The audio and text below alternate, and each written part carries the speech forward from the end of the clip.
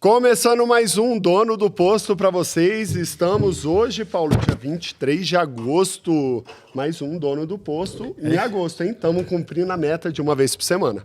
É isso aí. A gente atrasou um pouco na semana, mas não atrasamos na meta do mês. E a meta hoje é entregar ainda sexta-feira, hoje, publicar hoje ainda no YouTube, hein? Essa ideia é porque tem muita pauta aí, muito assunto importante. Muita pauta, Paulo. 14 itens hoje. E a gente também está tendo na média de 14 itens toda semana, hein? Muito assunto importante. O nosso setor, né? Lembrando que vem desde a prospecção do petróleo, refinaria, distribuição, e toda semana tem assunto pipocando aí, né? Infelizmente, alguns dos assuntos, Daniel, nas páginas policiais, infelizmente. E dizem que o nosso setor não é dinâmico. Parece que isso aí é coisa do passado, hein? É coisa do passado, né? Aliás, o assunto do nosso setor, cada dia que passa, mais do que nunca dinâmicos. E no Brasil, com essa vanguarda do combustível do futuro, mais ainda, muito assunto. Então vamos lá. Primeiro item da pauta, PL 15 de 2024 e do PLP 164 de 2022, o fim da irregularidade e ONSC. Explica pra gente, Paulo, que tanto de letra é essa, o que significa tudo isso daqui? Essa aí é aquela famosa organização do combustível, né? Que o governo federal vem tentando propor, vem querendo propor e vai conseguir propor, né? Mas o importante aí, Daniel, eu quis trazer essa pauta aí, porque hoje, inclusive, coincidentemente, no maior canal de notícias da TV fechada, teve uma entrevista com o relator do projeto, o Devedor Contumaz. Esses dois projetos são nessa linha do Devedor Contumaz, né? Dos projetos que visam regulamentar essa questão para tornar a competição do setor de combustível mais correta. Veja que, conforme nós já relatamos aqui, né, há mais ou menos 2 semanas atrás, né, houve inclusive uma reportagem no Fantástico que repercutiu muito, o fechamento da distribuidora Aster, que é a 4ª do Brasil. Sim. E de uma grande formuladora de combustíveis, que é a Copap. Que estava interligada com ela e teve seu fechamento pela ANP. Exatamente, né? Exatamente. Então, isso é um fato muito relevante, que trouxe essa discussão, né? Uhum. Então, veja que o relator, né? Desculpa aí. Veja que o relator estava hoje numa entrevista, né? Falando sobre encaminhamento, vai encaminhar os projetos para o presidente da Câmara. A gente sabe que tem uma discussão aí política, né, entre o STF com relação às emendas, né? Mas está na pauta essa questão do Devedor Contumaz. E eu queria aproveitar aqui, principalmente a revenda do Distrito Federal e Estado de Goiás. Nós vamos ter um grande evento dia 28 de agosto, semana que vem, na quarta-feira, vai ocorrer no auditório do BRB, ali no prédio central novo da CNC, no setor de Autarquia Norte, aqui no Distrito Federal, na capital Brasília, e vai ter o lançamento, né, junto com o apoio da CNC, o presidente Tados está apoiando muito esse projeto, né, porque, obviamente, o projeto não é só do setor de combustíveis. Ele foca principalmente o devedor contumaz. Isso, e afeta a economia brasileira como um todo, né? Exatamente. E o devedor contumaz é aquele que cresce e ganha mercado, e ganha projeção, e faz com que, dentro do seu prospecto, ele cresce em cima do imposto, do dinheiro público, do nosso recurso, né? A matéria de hoje foi muito explicativa. O cara tem um CNPJ, fica devendo imposto, principalmente ICMS. Nós temos aí a distribuidora de Manguinhos, né? É uma devedora contumaz, eu não tenho problema nenhum de falar, porque é um fato. Sim. Ela teve a casa de quase 2 bilhões de reais. Foi citado no Fantástico, na Globo. Foi citada. E aí, eles, ao ficarem com os recursos de ICMS por não recolherem, veja, Daniel, nós somos substituto tributário. Ou seja, a distribuidora cobra do revendedor o imposto, nós pagamos o combustível, pagamos o custo do combustível mais o imposto. Só que ela fica com o imposto dentro do seu caixa, não encaminha esse valor para os estados, os municípios e ao governo federal, e com esse recurso ela vai crescendo e crescendo e crescendo, e depois fica parcelando os débitos, né, em pequenas partes. Segundo a informação que eu vi hoje na matéria, em torno de 250 bilhões de reais nessa questão de devedor contumaz. É muito dinheiro. O nosso setor, só o nosso setor, nós estamos falando de 30 bilhões por ano. Perfeito. E o ONS é o Operador Nacional do Sistema de Combustíveis. É mais ou menos, não é como uma agência reguladora. A ideia do operador, ele vai ter a participação, é como se fosse um conselho. Assim como a Petrobras tem o seu conselho... Foi criado recentemente, né? Foi criado isso pelo governo federal. A ideia é fazer isso, colocar isso em operação, né? O Congresso está disposto a fazer isso. Então, teriam representantes de postos de combustíveis, revendedores, distribuidoras, ANP, refinarias, ANP, Inmetro e todos os órgãos envolvidos. Todos juntos para debater sobre o setor, sobre as questões próprias. Inclusive na questão de preço, né? É a criação de um conselho para ter um preço mais claro, porque às vezes essa competição que o nosso setor tem, que é muito acirrada, acho que nenhum mercado tem a competição tão acirrada. Talvez as farmácias. Mas o nosso setor é tão acirrado que, às vezes, o preço está tão baixo que, por trás disso, é a oportunidade desses caras, porque o revendedor, ele sempre forma o seu preço baseado no preço do seu vizinho. E, às vezes, o vizinho desespera e vai baixando o preço, vai baixando o preço. E aí vem o limbo, às vezes ele quebra, como quebrou essa rede aqui no estado de Goiás, que é a rede Corujão, a rede de 100 postos. E quando ele não faz esse tipo de falcatrua, que é comprar de devedor contumaz com preço fora da linha da curva, onde ele só nega o imposto, então ele vende um produto sem imposto, com margens melhores, ele consegue ter um valor competitivo ao custo de um revendedor que trabalha de forma legal, recolhendo os impostos. Assim também como com a distribuidora. Então, ao se ter um preço mais claro, mais bem formulado, é como se fosse a inflação, né? A inflação do governo brasileiro, a política de metas de inflação usada no mundo inteiro. Você tem o teto da meta, ele vai oscilar alguns porcentos para cima ou para baixo. A ideia é criar um preço também. É um preço onde o teto para cima e para baixo é razoável para o empreendimento sobreviver e ter lucro. Aquilo que está fora disso já passaria a ser investigado. Tem alguma coisa errada aí. Então isso é muito interessante. Pode ser, inclusive, a salvação do nosso setor, né? A gente vem percebendo aí pelo Brasil inteiro, principalmente postos de cidade interior que tem pequenos volumes, Daniel. E hoje, como todo mundo anda muito de carro, às vezes o cara mora numa cidade pequena, mas ele roda suficientemente para trabalhar numa cidade maior e ele não abastece na cidade pequena onde ele mora porque o cara não consegue competir. Então, essa Organização Nacional do Sistema de Combustíveis é mais ou menos isso. Ele tem também esse mérito, né? Então, é importante trazer essa matéria para você, revendedor do Distrito Federal, Estado de Goiás, estar presente dia 28, às 9 da manhã, auditório do BRB. Com a ajuda, principalmente, e participação aí da CNC, que está trabalhando junto com o ICL e a Fé Combustíveis. Nós vamos lutar junto aos parlamentares, vão ter vários parlamentares presentes no apoio para a aprovação desses 2 projetos que serão encaminhados já na próxima semana ao Congresso Nacional, o presidente Pacheco. Perfeito, recado dado para todo o Brasil, para todos os revendedores. De toda a sua fala, Paulo, eu gostaria de explanar aqui, em minha visão, de um discordamento de algo que você falou.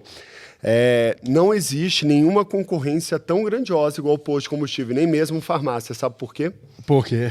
Porque nenhum outro comércio tem tão poucos itens concorrenciais. Isso é fato. Somente posto de verdade. combustível tem de 5 a 7 itens concorrendo entre si. No máximo, Farmácia sim. vai ter mais de 500 itens, hipermercados, Eu concordo. supermercados, atacadistas vai ter mais de 1.000 itens, conveniências vai ter mais de 1.000, Você tem toda a 2.000 razão. itens. É porque dizem que é muito forte, mas quando você tem muito item para oferecer, inclusive aquele que não faz parte do seu portfólio, você acaba trazendo um cliente e fica realmente uma concorrência. Existiria uma grande concorrência se você pudesse escolher o fornecedor de energia da sua casa. É verdade. Mas isso não é possível. Isso é verdade. Então, não é o como caso. não é possível, não existe concorrente tão grande quanto o posto de combustível. Eu concordo também. E na época, Daniel, que eu decidi trabalhar com posto de combustível, foi exatamente pensando nisso. Eu falava para minha esposa, são poucos itens, no máximo 5, né? E isso é uma coisa boa. Para explicar para quem não está nos Isso é muito assistindo, bom. é gasolina comum, aditivada, Etanol comum, o etanol, o etanol diesel, aditivado, o diesel S10, e uma gasolina S500, super, né? Uma gasolina... Mas o diesel S500 já está em vias de deixar de existir, até porque tem muito enxofre, né? Existem outras opções, estava até entrando ontem, né, no site da Vibra, né? Sim. E existem outros combustíveis que a gente não vê aqui em Brasília, né? Não me lembro agora o nome, mas tem outro tipo de diesel, né? Que é para embarcações. Tem. O diesel foi igual a embarcação. É o diesel marítimo, chama. Isso, tem um nome específico. Não, o diesel Vibra marítimo, que eu conheço é diesel marítimo. Isso. Inclusive, é uma luta antiga. Vou mandar um abraço aqui para o nosso companheiro, nosso amigo Mário Melo, que é o presidente do Sindicato do Pará. Do Pará há muito tempo. Muito tempo. E ele tem uma briga antiga e conseguiu vencer essa briga junto à ANP, que é para colocar um corante no diesel marítimo para diferenciar do diesel de caminhão. Porque o diesel marítimo ele é mais barato, ele é diferente. Mas o que estava acontecendo? Os caras estavam importando diesel marítimo e colocando para vender imposto de combustível. O brasileiro, como a gente já disse, Olha tem que que loucura, ser, né? tem que ser estudado, né, Daniel? Tudo que envolve preço, aquele que está passando por uma dificuldade financeira ou de capital de giro, ele acha ali um caminho para resolver seu problema. Foi o que eu acabei de falar. Aquele que não é honesto. É ali que cria expectativa. Quando você vê o que acontece, o revendedor às vezes não está sem margem, fazendo essa disputa, essa guerra de preço, ele começa a buscar no mercado algo mais barato, ele começa a não encontrar. Aí aparece o brasileiro, que precisa ser estudado, porque ele gosta de criar mágicas. Aí ele vê as oportunidades de fazer o que está acontecendo, que é se utilizar da sonegação, do produto adulterado, da gasolina misturada com metanol, de usar crédito tributários como precatórios para esconder o ICMS, todo tipo de artimanha para tornar o preço mais barato, junto desses revendedores que se desesperam e buscam qualquer coisa. O que é importante nesse projeto, Daniel, só para finalizar, é que não só o devedor, quanto mais, será punido. Tá certo? Inclusive, se ele tiver parcelado o seu débito, o processo dele não para, ele não pode operar enquanto estiver pagando.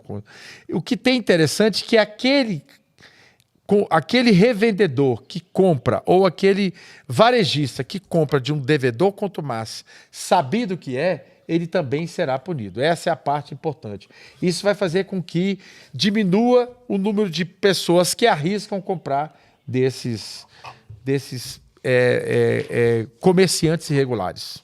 Isso aí. Ilegais. Antes de ir para a pauta 2, eu queria pedir desculpa para você que está nos assistindo. A gente está meio entupido aqui. A gente está sofrendo aqui muito em Brasília. A gente está numa massa de ar seco muito grande. Ontem bateu 10%. A umidade está em 10%. Eu estou tossindo muito durante o dia. Eu já tomei 3 copos d'água. A gente está tomando muita água, mas a gente ainda tosse bastante, né? Então tem alguns momentos. A gente tosse, é muito que seco. A gente afasta do microfone, mas você acaba ouvindo. Peço desculpa por isso, mas a gente preferiu gravar mesmo assim, né, Paulo? Apesar do Distrito Federal não ter o problema das queimadas, como no norte, mas aqui no Distrito Federal, para quem não conhece, é clima de deserto, porque à noite é frio, porque é muito seco. Como não tem umidade, ele não retém calor. Então, Brasília é muito frio, amanhece com 13 graus, 12 graus. E aí, durante o dia, bate a casas dos 34, 35 até 36 graus. E num período muito seco, com 10% de umidade, veja o que acontece, né? É muito complicado. Tem umas épocas que a gente sofre bastante, mas a gente está aqui gravando e seguindo nosso roteiro. Segundo item, Paulo, Justiça impede Procon de fiscalizar notas fiscais dos postos através do Sindipetróleo do Mato Grosso. Eu trouxe essa matéria pelo seguinte, Daniel, eu vou trazer uma polêmica aqui que vem acontecendo há muito tempo, né? O nosso setor é sempre visado, né? É primeiro importante que todo mundo que saber, não só quem está nos assistindo por ser revendedor, mas aquele cidadão que não é da revenda e que assista, que é cidadão comum, o preço no Brasil é livre. Esse é o primeiro ponto, é livre. Se o dono do posto quiser colocar R$10, R$20, que é um absurdo, o PROCON pode agir, poderá agir. Ou se ele quiser vender abaixo do custo, o preço é livre. Ele tem direito de pôr o preço. Ele vai ter que se explicar, mas ele pode fazer. Exatamente. Agora, por que eu trago isso? Essa foi uma luta muito interessante. Veja só o descalabro desse promotor, desse, na verdade, chefe do PROCON. Só para se dar uma ideia, gente, os órgãos PROCONs, a nível Brasil, em média, possui seu quadro em torno de 80% de colaboradores que não são de carreira. Sempre são órgãos pequenos e são sempre utilizados de forma política. Tem um estudo, né, que outro dia que eu vi, eu preciso me lembrar onde, mas que 60% daqueles que assumem a presidência de um PROCON, a diretoria do PROCON geral, saem candidatos. Porque o cara que está no PROCON, ele é sempre considerado o defensor do consumidor. Tem popularidade, né? Ele ganha popularidade. E ele se utiliza, às vezes, disso para dizer que é o chefe de polícia. Veja o que ele fez. Ele exigiu do sindicato que o sindicato apresentasse para o PROCON as notas fiscais de todos os postos. O que, inclusive, o CAD é contra e proíbe. O sindicato ele nem tem acesso às notas fiscais dos seus associados. Até porque tem o sigilo fiscal. Deu um prazo de 72 horas.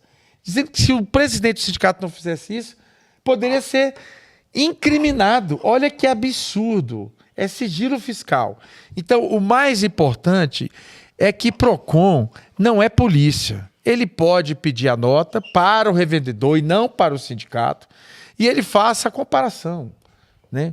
Existe cláusulas no Código do Consumidor, né, que dizem o seguinte: reajustar o preço de forma abrupta, muito grande, sem uma justificativa, pode abrir casos de investigação. O que acontece é que é o seguinte, por exemplo, final de ano, você vai comprar presente de Natal em um shopping, é o olho da cara. Quando chega janeiro, o preço despenca. Quando chega fevereiro, volta ao seu patamar normal. E postos de gasolina, infelizmente, costuma fazer isso constantemente. Ele baixa o preço, aí passa 2 semanas, ele tenta se recompor o preço no mercado. Isso em algumas cidades, né, Paulo? Eu acredito que no em interior algumas cidades. Porque as pessoas estão viajando, é o momento que o posto... Algumas cidades têm... O Distrito Federal está acontecendo isso todo mês. O preço vai, a competição caindo, de repente ele sobe de uma vez. Aí cai, sobe de uma vez. Então, o Marcelo, que é o diretor do PROCON do Distrito Federal, muito excelente o cara, muito inteligente, e nós mostramos isso para ele. Quando ele percebeu isso, ele falou, não adianta eu ficar toda hora que o preço sobe, isso não quer dizer que está subindo, né? Pode ser uma concorrência que afunda o preço, porque também caiu o preço demais, por que não pode ser também criminoso, né? Então, esse promotor aqui, como outros no Brasil inteiro vem ocorrendo, vem tomando de forma arbitrária atitudes desse tipo contra a lei. Porque o PROCON, ele não é um órgão de criar penas como um juiz, como um delegado ou de polícia, né? Ele precisa encontrar o problema, encaminhar os órgãos competentes para as ações criminais. Se o problema for um problema administrativo, de que rege o Código do Consumidor, ele pode aplicar a multa, mas não fazer esse tipo de incriminação. Então é importante trazer isso aqui, uma grande vitória. O presidente lá era o Aldo Locatelli, hoje é o Kaká, né? Mandar um abraço aqui para os dois. E essa grande vitória é para demonstrar e para trazer para o Brasil inteiro. Nossos vídeos passam pelo Brasil inteiro, tem a ver com revendedor e PROCONs do Brasil inteiro, porque o sofrimento lá é o mesmo daqui, que precisa ter um limite para esses atores do PROCON que querem se utilizar da posição para galgar cargos políticos. Na verdade, falta de conhecimento do cargo ocupado para quem está gerindo um PROCON, né? Por isso que eu fiz questão falta de conhecimento total. Se ele pesquisasse um pouquinho como funciona o mercado, ele não teria feito esse ato. Perfeitamente. Ou ele está muito mal assessorado. Para começar, ele pedir informações fiscais sigilosas de todos os seus revendedores, coisa que o presidente do sindicato não tem esse poder, somente o juiz poderia dar o poder. Agora veja que absurdo ele chegou. Então o que eu vejo aí, provavelmente é um promotor despreparado, desqualificado, e como eu relatei, média nacional, 60% dos cargos são indicação. Então é uma indicação política, sem nenhum preparo, sem nenhuma qualificação, sem nenhum conhecimento, talvez nem do próprio Código do Consumidor, e toma uma atitude totalmente arbitrária. Parabéns ao sindicato. Tanto que a Justiça resolveu de forma rápida, célere e correta. Perfeitamente. Perfeito. Item 3. Em 2030, o Brasil terá mais de 1 milhão de carros elétricos nas ruas. Diz o estudo. Eu trouxe isso aqui. Essa foi você que trouxe, hein, Paulo? Eu trouxe para você para saber de você se você acredita nisso ou não. O que você acha? É isso aí, Paulo. O elétrico ele vem crescendo. Essa é uma pauta importante. O elétrico ele vai ter seu espaço, né? Ele vai ocupar seu espaço aí nas ruas. Ele é limitado, mas ele é para aquela parcela de quem tem dinheiro e já está ciente de que o carro é descartável. Quem está entrando nesse mercado de elétrico, achando que não vai perder o dinheiro, achando que o carro não é uma brincadeira temporária, esse aí vai se frustrar e grande, viu, Paulo? Como eu já tinha falado em outros podcasts, quem comprou um carro elétrico em 2021 ou 2022, esse carro já está super ultrapassado. Ele já desvalorizou 30%, 40%. Isso não vai mudar para quem comprou em 2024. Agora, eu acho interessante, Daniel, o número, né? Porque o Brasil costuma produzir, quando bate recorde, 3 milhões de veículos por ano, né? Eu não sei como está o número hoje, mas era entre 2,5 a 3 milhões de veículos no ano. Então nós estamos falando ainda, daqui 6 anos, ter 1 milhão de carros. Ou seja, daqui 6 anos, ter 1/3 da produção de carros hoje. O que eu já acho um número muito grande. Sim. Muito grande. Um outro estudo diz, Paulo, que 40% das pessoas que compram carros elétricos se arrependem da compra. É um número alto também. Nos Estados Unidos já passou dos 50%. Olha aí. E outro dado importante também é que os carros elétricos eles já pararam com aquela crescente que vinha do ano passado com a BYD entrando no Brasil, né, de crescência astronômica. Então, a tendência é estabilizar, né? E, claro, essa estabilização mostra esse estudo aí, que já tem 1 milhão. Exato. E, claro, vai crescendo aí aos poucos o número de carro elétrico na rua. Mas eu ressalto aqui, meu amigo, é para quem já sabe que esse carro é descartável. É carro descartável. Mas é um excelente carro. Eu fiz uma pesquisa ontem, Paulo, que eu me surpreendi. E aí? Peguei minha rede social do posto e postei uma notícia de carro elétrico. E dessa vez eu perguntei, vocês gostam que eu fale de carro elétrico? Todos responderam não. Que interessante. Consumidor. Eles não gostam que eu fale de carro elétrico. O meu público do Posto 214 Sul, ele não gosta mais que eu fale de carro elétrico. Que coisa interessante. Olha só, né? É claro que o meu público não é aquele público A, pelo tipo de perfil que eu atendo, né? Então, eu acho que ele já percebeu isso. Né? O elétrico não é para mim, deixa eu na combustão mesmo. Tá tudo bem, deixa eu comprar o elétrico quando ele tiver 60% abaixo desvalorizado. Ou quando o preço, quando ele popularizar mais e tiver um preço mais acessível. Que vai acontecer, né? Ou quando eu encontrar mais tomadas. É. O evento que nós tivemos, inclusive, Daniel, ontem no almoço, com a Neo Energia, sobre energia, né? E carregadores, era uma discussão interessante, né? Os carregadores, quanto está um carregador hoje rápido, que você falou ontem? Ontem a gente estava lá, tinha uma promoção, né, de 22 watts, né? E o outro, se eu não me engano, era de 13, eu não mas me aquele recordo, rápido. Mas era R$6.000, estava num preço até acessível. Tinha um de 4.000, outro de 6.000. 4.900. Estava num preço acessível. E o carregador rápido? Porque isso é muito caro. Mas o problema, às vezes, Paulo, não é na compra do carregador, é a infraestrutura. Por exemplo, lá no meu posto, fica na Asa Sul, no centro de Brasília, eu fui instalar o primeiro de Brasília, o mais rápido. Não existe o carregador ultra rápido em Brasília. E eu fui tentar instalar lá no meu posto.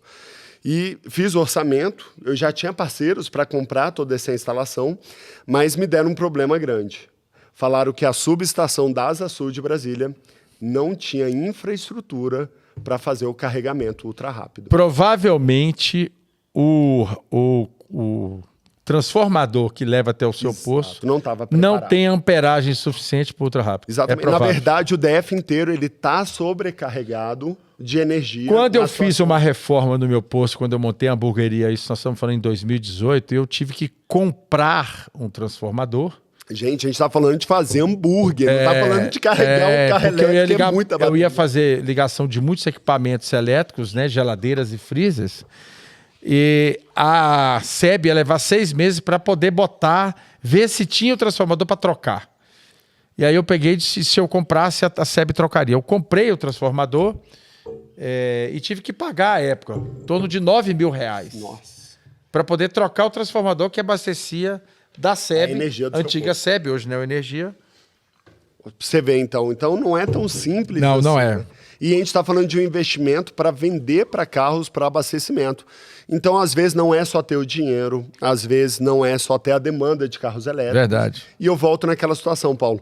E se aparecer 100 carros elétricos para abastecer no seu carro, e às vezes você tem ali 50 carregadores, que é muito, todos vazios, às vezes você está dando manutenção em 2, e aparece 100 carros. Será que 50, 48 carros, 62 carros vão aguardar os outros carregarem meia hora, 40 minutos? Esse é o problema. Eu acredito que não. E hoje, eu conheço vários consumidores que têm carros híbridos, que quando querem... Aqueles que têm tomada para carregar ou que são do...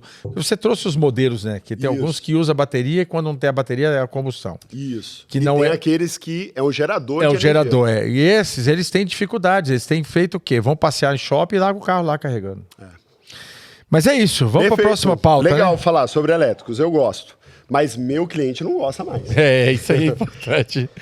Bora lá. Para o próximo, quarto item. Combustível do futuro será hidrogênio, etanol ou sintético? Essa é uma discussão muito interessante. Eu trouxe isso porque está em pauta no Congresso Nacional a aprovação final do projeto do combustível do futuro no Brasil. O Brasil é uma vanguarda com relação aos combustíveis verdes.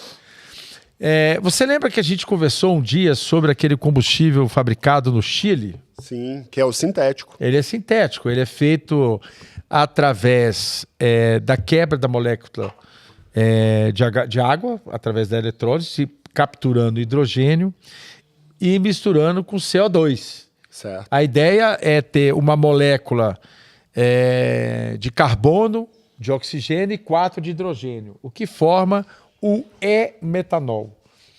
Ainda o custo é muito alto, né, mas são combustíveis sintéticos. Hoje, o Chile produz em torno de 160 mil litros por ano. A ideia... Nossa, muito pouco, hein? É muito pouco. A ideia é chegar em 2028, que está bem aqui, a 500 milhões de litros. Eles estão muito no início. Mas muito pouco ainda. Mas é muito pouco, porque ainda é muito caro. Eu li uma matéria esses dias, vi inclusive a matéria também no YouTube. O país hoje que está mais avançado na fusão nuclear, porque a fissão nuclear já é de domínio, né? A gente já sabe. A fissão nuclear é a mesma que gera a energia nuclear. Ela é limpa, porém perigosa por ser radioativa. E ela é finita. Finita do seguinte modo: você com uma quantidade de quilos de plutônio, você gera muita energia, mas é finito porque aquele plutônio acaba. No caso da fusão, você pode usar através do elemento hélio, que tem abundância para todo lado. Está na cadeia periódica, o primeiro da cadeia periódica. E a fusão nuclear é o princípio de unir dois átomos, e aquela energia gerada na união de dois átomos para formar um novo átomo gera muito mais energia do que a fissão, que é o rompimento do átomo. E essa energia passa a ser infinita. Então, hoje, tem 3 grandes projetos que trabalham nisso, mas está muito avançado. Agora, veja só, o que eu acho interessante de tudo isso é que, com o advento da fusão nuclear, a geração de energia possível será tão grande que a gente pode fazer dobra no espaço-tempo. Olha que doideira, viajar no espaço-tempo. Mas o que eu estou querendo dizer aqui é o seguinte, eu acho que esses combustíveis sintéticos, entre outros, creio que o hidrogênio verde é o que está mais próximo de baratear, principalmente no Brasil, que hoje ele empata a produção do hidrogênio verde, porque 1 quilo de hidrogênio verde gera energia de 3 quilos de gasolina. Opa! Então ele está empatando com a gasolina, mas não dá lucro o negócio. Para ser compensador, ele precisa começar a dar lucro. Uhum. E o hidrogênio, ele só vai ser barato e compensador se ele for verde. Senão você mantém o combustível fóssil. Porque a ideia é você não gerar efeito estufa, não gerar combustão e não gerar emissão de CO2, mas gerar a energia. Então, você fazer a eletrólise a partir de energia verde completamente limpa, você vai ter uma energia limpa. Então, eu acho que o hidrogênio verde é o mais promissor de todos. E eu acredito muito ainda na elevação do etanol. No próprio projeto Combustível do Futuro, vai melhorar as condições de quem já está investindo muito. Nós citamos isso na semana passada, a questão da produção de etanol do milho, que está muito forte e crescendo muito no Brasil. E o projeto aprovado, as condições serão melhores. Então, eu acredito mais, Daniel, hoje, sinceramente, no etanol e no hidrogênio verde. Muito mais do que os combustíveis sintéticos. Creio eu, analisando as informações que são disponíveis hoje para se estudar e ler, é que o futuro, apesar do investimento, a visão de outros negócios, você sabe que para você fazer o desenvolvimento da ciência e da tecnologia, você às vezes investe num caminho e depois acaba direcionando para outro. Então faz parte, eu acho que o estudo do combustível sintético, mas eu ainda acho que o hidrogênio verde e o etanol será o futuro. Estão na frente aí. Eu acho que será o futuro mais até do que... E eu acredito ainda, já falei isso aqui várias vezes, que eu acho que vai haver uma invenção aí... Meio do caminho. No meio do caminho, que é pegar o CO2 que sai do carro e dali já levar ele para algum lugar e transformar alguma coisa. Energia, né? É isso aí. Tem muita coisa no meio do caminho. Eu acho que até 2030 a gente vai ter muita surpresa. Eu também acho, Daniel. Na velocidade que está tendo, né? A própria inteligência artificial pode nos dar uma solução até lá. Creio que sim. Já pensou? Creio que sim. Que legal. Quinto item, Paulo. STF, o Supremo Tribunal Federal, adia a retomada de julgamento sobre trabalho intermitente. Você sabe o que é o trabalho intermitente, Daniel? O intermitente é aquele que você começa e não tem parada de jornada, né? A ideia do intermitente foi colocada na revisão, lá na época do Michel Temer, na revisão da CLT. E essa pauta está em julgamento desde então. Então ele está suspenso, você não pode utilizá-lo. A ideia do intermitente é o que acontece nos Estados Unidos. É você contratar um trabalhador por uma quantidade de horas trabalhadas. Ah, sim. Ou por horas, ou por tarefas, o que quer que seja. Então, você tem que avisar com antecedência. Eu vou te contratar... Por X horas. Por tantas horas, você avisa com 3 dias, se eu não me engano, 2 dias de antecedência, e vou contratar por 3 horas. Em tese, você poderia fazer isso no seu posto. Ó, hoje é sexta-feira, eu quero você aqui na segunda-feira, trabalhar 7 horas. Aí amanhã você já avisa, ó, eu quero você na terça por tantas horas. Você pode tornar isso uma questão diária. E como é que funciona? Vai perder os direitos trabalhistas? Não. No final do ciclo de um mês, você vê a quantidade de horas que ele trabalhou e vai pagar um percentual de INSS e um percentual de fundo de garantia sobre as horas trabalhadas. É como se fosse um serviço autônomo regulado. Regulado pela CLT, ou seja, todos os direitos que estão previstos na CLT... Interessante, hein? Ele vai ter direito, mas proporcional ao número de horas trabalhadas. Interessante. O que eu acho interessante disso daí, Daniel, me desculpa aí, pessoal, é que você sabe como é que é colaborador. A gente sabe que tem muitos bons colaboradores, mas tem muitos que são muito espertos, né? Se você contrata ele por uma quantidade de horas para fazer uma determinada tarefa, se ele não cumpriu, ou se ele cumpriu mais cedo, ele pode pegar mais horas para fazer outra tarefa. Essa é a ideia. Então está suspenso, está 2-1. O relator votou contra, mais 2 votos a favor. Essa discussão. Eu trouxe essa pauta porque ela estava prevista o julgamento agora, essa semana passada, para terminar, mas ele foi suspenso nessa semana. O ideal era que já tivesse sido tratado o assunto, seja a favor ou contra, né? Olha só. Veja como há divergência em relação à constitucionalidade desse projeto. E eu errei feio, eu pensava que era outra coisa, e não tem nada a ver com o que eu pensava. Veja que a constitucionalidade é porque é a questão dos direitos trabalhistas, mas como ele prevê a compensação dos direitos trabalhistas, todos eles, férias, por exemplo, você tem que trabalhar 44 horas semanais, tantas horas por mês, para ter direito a férias, né? Proporcional, para você ter um mês de férias. Então, se ele trabalhou, chutando aqui, tá, Daniel? Vamos supor que ele tem que trabalhar 1.000 horas, o trabalhador normal por ano. Se ele trabalhou 500 horas no ano, ele não vai ter 30 dias, vai ter 15 dias de férias. Essa é a ideia. Então, todos os direitos dele estão garantidos, só que dentro da proporcionalidade da quantidade de horas que você o contratou. Ótimo. O que você acha disso? Eu acho positivo, Paulo. Eu também acho. Eu acho que estimula, né, o trabalho regularizado. Eu não acho que enquadra no nosso setor, mas eu acho muito positivo. Acho que até enquadra, por exemplo, Lava Jato. Lava Jato, sim. Sábado, domingo, Verdade. pode até enquadrar, né? É uma boa. Eu acho que postos de férias pode enquadrar. Pode enquadrar. Aqueles que tem verdade. fluxo. Por exemplo, ele dá férias coletivas e contrata alguns por uma quantidade de horas com menor quantidade. Aqueles que ficam em rodovias e feriados têm um fluxo intenso. E o que é interessante falando nisso, que esse trabalhador que trabalha nesse modelo, se ele trabalha 5 horas para você e terminou, ele pode ir lá para o meu posto trabalhar mais 5 horas. Isso. Aquele folguista. Que não há o exagero, entendeu? Aquele folguista, né, específico, que acho que faz sentido, sim. É muito interessante, né, Daniel? Muito bom. 6º item, Paulo. A divisão de margens entre postos e distribuidoras. Esse assunto é bom, hein? Esse assunto é bom, Daniel. E eu ouvi muita coisa ontem na reunião entre donos de postos, inclusive de que tem postos de gasolinas aqui do DF que tem margens aí que tá dando diferença de 30 centavos, hein, Paulo?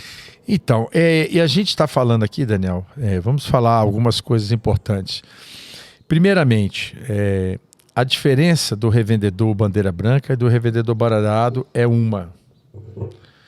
Ela existe, ela está cada vez maior e nunca foi tão grande. Segundo ponto importante, a diferença entre revendedores de mesma bandeira está ficando muito grande. A gente sabe que pode ter diferença, é razoável, é compreensível. Sim, mas dentro do padrão, que era 10, 15 centavos, né, Paulo? Entre revendedor de mesma bandeira, nem isso era... Não. Bandeiras diferentes. Bandeira branca. Bandeira branca era em 10, 15. Tá passando... Entre bandeirados da mesma bandeira, nem 2 centavos. Nem 2 centavos. O que a gente está encontrando hoje, né, segundo relatos, entre bandeira branca e bandeirado, passando às vezes, chegando até 50 centavos se eu vi caso.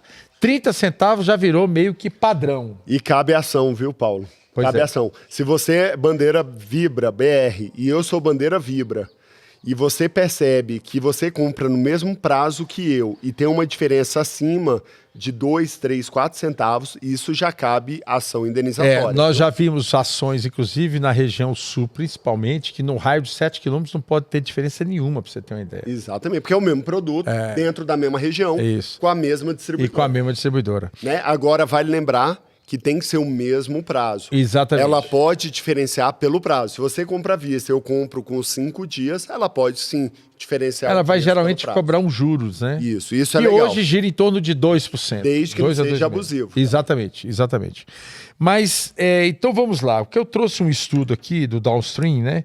Das margens. Veja só, no período que o Brasil tinha o combustível tabelado, não mudou muito para a refinaria.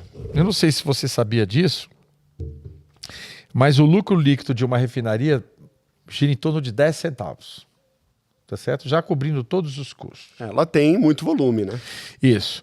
O lucro líquido das distribuidoras no período que era tabelado girava em torno de 2% e para os postos de combustíveis em torno de 6,5%, período de tabelamento. Levando-se os últimos a uma análise da publicação dos balanços das distribuidoras no primeiro semestre até o primeiro semestre de 2024, o lucro líquido das distribuidoras subiu 150%. E elas estão batendo a casa hoje, lucro líquido, entre 25 a 30 centavos de lucro líquido. Por que isso é importante? Porque, às vezes, para um revendedor, ela dá uma margem mais apertada. Para outros grupos econômicos, ela dá uma margem mais saudável. Ela sempre tira de um e compensa no outro. O que está acontecendo, Daniel, é que está ficando muito abusivo e, principalmente, segundo dados da Agência Nacional de Petróleo, desde que a BR foi privatizada e virou Vibra, as distribuidoras, no lucro bruto, dobraram as suas margens. Sim. E é por isso que a diferença entre as distribuidoras bandeiradas e o bandeira branca ficou tão grande. A fome e a vontade de aumentar suas margens cresceu muito. Não é à toa, com esse estudo aí do tabelamento para cá, tem um crescimento de 150% nas margens. É muito grande. Enquanto que a revenda, para aqueles que ainda têm algum tipo de margem, cresceu de 6,5% para uma média nacional de 9%. Então, um crescimento de perto de 60%. Então, agora, por que cresceu para 9%? Porque os custos aumentaram muito, Daniel. Então, os custos aumentaram muito. Há poucos dias, o presidente da República, infelizmente, veio falar que, ao defender a Petrobras, que é uma companhia que eu também defendo, dizendo que o problema do preço eram as distribuidoras e os postos de combustíveis. Isso na semana passada. E eu fiz um estudo, fiz um artigo, mas decidi não publicar, porque ele falou e não deu muita repercussão, decidi não botar lenha na fogueira. E aonde nesse estudo eu comprovei claramente, numericamente e matematicamente, que pegando o preço Petrobras no último reajuste, em outubro do ano passado para cá, a Petrobras acaba de elevar o seu preço há 3 semanas, em torno de 7,5%. O preço de posto de combustível subiu nesse período para cá 6,7%. Só que é preciso levar em conta que nesse mesmo período, além da elevação do preço da Petrobras, tem o etanol. O etanol subiu menos, o que em tese daria um reajuste de 7%. Aí você diz, não, mas o preço subiu 6,7%, está normal. Mas estamos esquecendo de colocar a elevação do ICMS, que aconteceu em fevereiro desse ano. O CONFAZ, Conselho dos Secretários de Fazenda, é que decidem, que tem todos os secretários de Fazenda de todas as unidades da federação, decide sobre o valor do ICMS. O ICMS, o ano passado, para esse ano, subiu 20 centavos. Né? Saiu de R$1 e pouco mais de R$1,14 para R$1,36. E essa elevação deveria passar de 8%. Então, segundo os dados de pesquisa a nível nacional, que o preço médio a nível nacional está em R$ 6,10 a nível nacional. Então, segundo os dados da Agência Nacional de Petróleo, o preço médio subiu menos do que subiu todo esse conjunto de fatores: etanol, Petrobras e ICMS. E, infelizmente, o presidente da República veio dizer que é o posto responsável. Então, eu trago essa pauta porque pode ter algum responsável, mas com certeza não é o posto de combustível. Opa. Porque tem uma distribuidora no meio do caminho. E ele fala da distribuidora, sem dúvida alguma, porque a BR Distribuidora não existe mais. Porque se ela existisse, ela não estaria distribuidora. Não falaria. Mas veja só, Daniel, no tempo que a BR Distribuidora pertencia à Petrobras, essas margens da distribuidora não eram tão altas. E a Petrobras sempre deu lucro. a BR. A BR nunca deu prejuízo. Então, querendo ou não, a BR Distribuidora ela acabava regulando o mercado, porque ela tem uma fatia muito grande. Então, se ela não eleva os seus preços para os seus revendedores, que não chega, então as outras também não elevam, porque senão elas vão ficar sem concorrência. É isso aí. É isso aí. Paulo, vou pedir aqui para você, para a gente chegar à última pauta do nosso podcast. Vamos lá. E a gente vai pegar todas as pautas que a gente vai estar no próximo, para as pessoas que já tiverem interesse para ir para o próximo episódio, já acompanhar a gente. Perfeito. Bora falar da última? A última pauta de hoje é sobre a Expo Posto 2024, que expande 60% e se internacionalizou. Nossa, mas travou aqui. Internacionaliza em sua maior edição dos últimos 30 anos, hein? Sempre foi internacional, né, Expo Posto. É verdade. Vem gente do Equador, do México, se eu não me engano, do Uruguai, do Paraguai, Argentina, México. É isso. Eles vêm, falam também como é que é o mercado de postos desses países e falam também da verticalização. Estados Unidos, Costa Rica, Estados Unidos, Costa Rica. Mostrar como é que é o mercado lá e o que a gente tem que aprender para não acontecer aqui de Vai acontecer nos dias 10, 11 e 12 de setembro. É isso aí. Uma grande feira. E o maior dos últimos 30 anos. E eu e você estaremos lá. Vamos estar assistindo as palestras.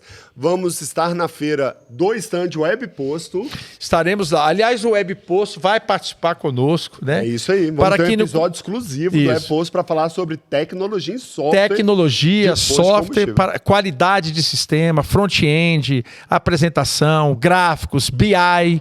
Você já pensou em ter um BI no seu negócio? Sabe o que é BI? É você trabalhar com um banco de inteligência, de informações. Você pegar tudo aquilo que acontece no seu posto, todas as variáveis, e criar inúmeros tipos de tabelas e gráficos cruzando informações. Tudo personalizado, hein? Tudo personalizado. Tu acredita que ontem eu estava lá no evento com outros revendedores, Paulo, e eu abri o Web Posto, a gente estava falando sobre sistema. Eu abri o Web Posto, abri os tanques do meu posto, e ele falou, nossa, você acompanha ao vivo os tanques do teu... Eu falei, cara, há muito tempo. Você interligado com o VDRoot. Ele falou, não, inclusive, para eu acessar o meu software, o meu sistema do meu posto, eu tenho que acessar outro software. Eu, cara, como assim? É tão simples, é tão fácil. Pois é. Ele ia essa interface toda bonita, colorida, fazendo movimentos. E o mais interessante é você acompanhar a venda do seu posto literalmente online. Online. Saiu da bomba, já está piscando lá os numerozinhos passando ao vivo. Na hora. No seu celular.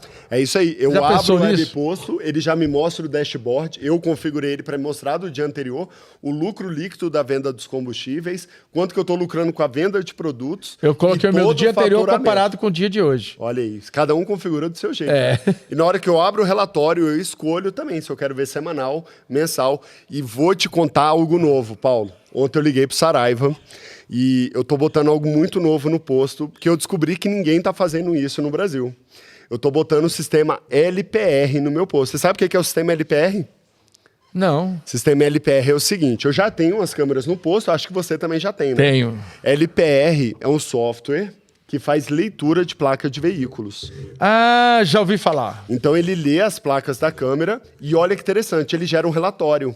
Esse relatório eu vou interligar com o Web Posto e vai cadastrar todos os meus clientes junto ao meu software e eu vou saber quanto o meu cliente daquela placa está gastando imediatamente. Quantos reais, quantos litros, qual bomba. Eu vi esse aí. Me foi ofertado, à época eu achei muito caro. Eu não sei. LPR é uma coisa muito nova. Então a ideia é muito interessante. Que é isso, o cara está abastecendo, já vai registrar a placa e você vai saber. Eu tenho que cadastrar primeiro todas as placas, todos os nomes dos meus clientes, e aí lá na maquininha que você tem interligada no Web Posto, na hora que ele começar a digitar as letras, ele já vai auto-preencher a placa do veículo que ele está vendo. Na hora que ele preencheu, já vai aparecer o nome do cliente. Olha aí, que tá beleza, ali. hein? Então o frentista ele já consegue falar: oi, João, tudo bem? Vai gasolina ativada? Porque ele já viu o histórico. Entendi. Entendeu? Muito interessante. E aí ele já está instalando isso? Já está funcionando. Já está funcionando. Você já estou cadastrando, já está ao vivo. Quando a gente acabar aqui o programa, eu te mostro. É incrível, Paulo. E o importante é que tudo isso está ligado ao Web Posto. Tudo algo automatizado. diferente, muito interessante, vale a pena você conhecer. Nós somos usuários, né? E gostamos muito, né, Daniel? Muito, muito. É incrível. É muito Tudo incrível. na nuvem, acesso onde quiser. Aonde quiser.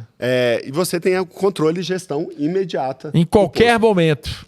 É isso aí. E eu vou ser o primeiro do Brasil a instalar isso. Eu perguntei, Olha aí. Saraiva, ninguém fez. Ele, não, ainda Vou colar eu em não você. sei, ninguém fez. Não, eu já vou colar em você, Daniel. E ó, mas deu trabalho, viu, Paulo? Até descobrir essa empresa. É uma empresa lá de São Paulo e eu sou o primeiro cliente de A Brasília. empresa, ela esteve em Brasília com isso dela. Ela queria colocar para Lava Jato. O Lava Jato vem com a placa, você já identifica a placa. A minha ideia que você está falando aí. Mas tudo isso para Lava Jato. Mas eu não pensei. Essa do abastecimento. Quem usa, eu acho que esse sistema é o sem parar, né? O sem parar, ele usa o LPR. Só que ele usa para uso próprio. Aí eu estou usando para nuvem com as minhas câmeras, para uso próprio, um relatório próprio. Muito aí eu só adapto ele para o web posto. Mas é isso aí. Quem puder, eu vou fazer 2 convites. Dia 28, agora, semana que vem, 9 da manhã, auditório do BRB, pré da CNC. É isso aí. Mas antes do dia 28, a gente vai ter outro podcast, Paulo. Teremos outro podcast. Falando sobre o quê? Infomoney, Petrobras pode baixar os preços dos combustíveis e ajudar a baixar a inflação. A gente vai falar sobre o depoimento do diretor-geral da ANP, que diz que não há indício de cartéis, impostos. Importante matéria, isso aí. Fiscalização do mercado de combustíveis, a ANP assina acordo de cooperação com o IBAMA. Exatamente. Tudo isso a gente vai falar no próximo. Mercado livre de energia, que garante em média 35% de economia na conta mensal. Vamos falar também de RON, sobre octanagem das gasolinas e etanóis no Brasil. A ANP rejeita recurso do ICL e mantém fim da tutela de bandeira. Mantém a regra, isso, hein? Mantém o direito ao fim da tutela. No próximo podcast a gente vai falar muito sobre isso. Aí. E entidades reagem contra a manobra do Maranhão para facilitar a importação disso. Segunda-feira, Paulo? Segunda-feira. Opa, então daqui 3 dias, hoje é sexta, daqui 3 dias vamos falar sobre tudo isso em detalhes para você que nos acompanha aqui no Dono do Posto. É isso aí. Hoje mesmo a gente vai estar publicando isso daqui. Vamos correr então, hein? É isso aí. Um abraço, bom fim de semana e até semana que vem. Até segunda. Um abraço a todos. Tchau, tchau.